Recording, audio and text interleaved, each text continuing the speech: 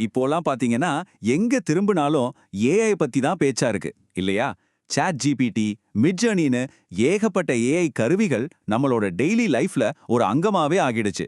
ஆனா உண்மையில இந்த ஆர்டிஃபிஷியல் இன்டெலிஜென்ஸ்னா என்ன?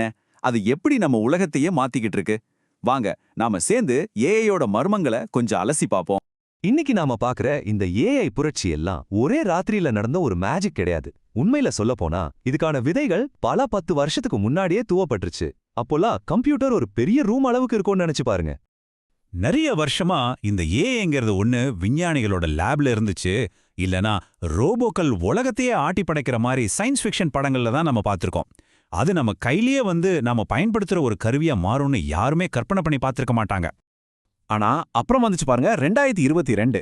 திடீர்னு ஏஐ வெறும் புத்தகத்துல படிக்கிற ஒரு விஷயமா இல்லாம நம்ம எல்லாருடைய கைக்கு வந்துருச்சு. அந்த வருஷத்துல அப்படி என்னதான் ஒரு பெரிய மாற்றம் நடந்துச்சு? சரி வாங்க, முதல்ல இந்த ஏஐன்ற வார்த்தைக்கு பின்னாடி இருக்கிற உண்மையான அர்த்தம் என்னன்னு தெரிஞ்சுக்கலாம்.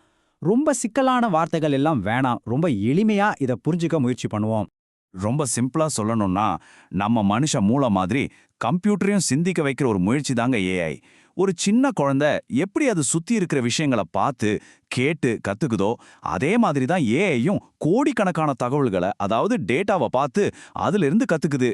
1950களில் ஒரு யோசனையா ஆரம்பிச்சு 80களில் மிஷின் லேர்னிங்கா கொஞ்சம் கொஞ்சமா வளர்ந்து கடைசியா 2022ல் ஒரு பெரிய தொழில்நுட்ப புரட்சியாவே வெடிச்சிருக்கு. இந்த பயணம் நமக்கு என்ன சொல்லுதுன்னா, ஏஐ மெதுவா வளர்ந்தாலும் ரொம்ப உறுதியா வளர்ந்திருக்கு. இந்த ஏஐ புரட்சிக்கு மையப்புள்ளியா ஒரு ரொம்ப சக்தி வாய்ந்த தொழில்நுட்பம் இருக்கு. அதுதான் டீப் லேர்னிங். சரி, அதுனா என்ன, அது எப்படி வேலை செய்யுதுன்னு இப்ப நாம பார்க்கலாம். டீப் லேர்னிங்கை ஒரு பில்டிங் கட்டுறதோட ஒப்பிடலாம். எப்படி நாம செங்கலா வச்சு அப்புறம் சுவர் எழுப்பி கடைசியா ஒரு முழு கட்டிடத்தை உருவாக்குறோமோ, அதே மாதிரி தான் இதுவும். முதல்ல சின்ன சின்ன தகவல்களை, அதாவது எளிய டேட்டாவை எடுத்துக்கிட்டு அது மேல இன்னும் கொஞ்சம் தகவல்களை சேர்த்து கடைசியா ஒரு முழுமையான சிக்கலான புரிதலை உருவாக்குது. இப்ப இந்த ஸ்லைடப்ப பாருங்க, எவ்வளவு அழகா விளக்கியிருக்காங்க. முதல்ல வெறும் பிக்சல்ஸ் கூட்டமா ஆரம்பிச்சு அப்புறம் அதுல இருந்து விளிம்புகளையும் மூளைகளையும் கண்டுபிடிச்சு அதுக்கப்புறம் சக்கரம் ஜன்னல்னு காரோட பாகங்களை அடையாளம் கண்டு கடைசியா ஓகே இது ஒரு கார்னு முழுசா புரிஞ்சுக்குது. இதுதாங்க அந்த படிநிலை கற்றல். இந்த மேற்கோள்ல சொல்ற மாதிரி டீப் லேர்னிங்கோட உண்மையான சக்தியே இதுதான். அதாவது உலகத்தை இப்படி அடுக்கு அடுக்கா கருத்துக்களோட படிநிலையா புரிஞ்சுக்கிறதுல தான் அதோட வெற்றியே அடங்கியிருக்கு. சரி, ஆனா இந்த மெஷின்ஸ்லாம் உண்மையிலே எப்படி தான் கத்துக்குது? நாம முன்னாடி பயன்படுத்தின முறைக்கும் இப்போ இருக்கிற முறைக்கும் மலைக்கும் மடுவுக்குமான வித்தியாசம் இருக்கு. ஒரு காலத்துல கம்ப்யூட்டருக்கு நடக்க போற ஒவ்வொரு விஷயத்துக்கும் என்ன செய்யணும்னு நாமளே விதிமுறைகளை எழுதி வச்சோம். ஆனா இப்போ அப்படி இல்ல. நாம கம்ப்யூட்டருக்கு நிறைய டேட்டாவை கொடுத்து அதுவே அதோட அனுபவத்துல இருந்து கத்துக்க விடுறோம். ஒரு மாணவனுக்கு கத்துக் கொடுக்கற மாதிரி தான் இதுவும். பழைய முறை ஏன் சரியா வேலை செய்யலங்கிறதுக்கு இந்த ஃப்ரெட் ஷேவிங் சம்பவம் ஒரு அட்டகாசமான உதாரணம். யோசிச்சு பாருங்க, ஃப்ரெட்டு கையில ஒரு எலக்ட்ரிக் ரேசர் இருந்த ஒரே காரணத்துக்காக ஏஐக்கு அவரும் ஒரு மனுஷனா இல்லையான்னே சந்தேகம் வந்துருச்சு. ஒரு சின்ன விஷயத்துக்கே இப்படி குழம்புனா நிஜ உலகத்தோட சிக்கலான சூழ்நிலைகள் அதை எப்படி சமாளிக்கும்?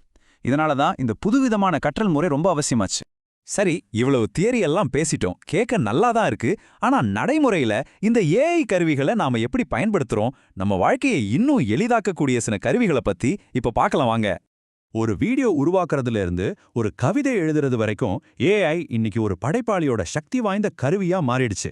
இங்க நீங்க பார்க்கறது சில உதாரணங்கள் தான், ஆனா இது வெறும் ஆரம்பம் மட்டுமே.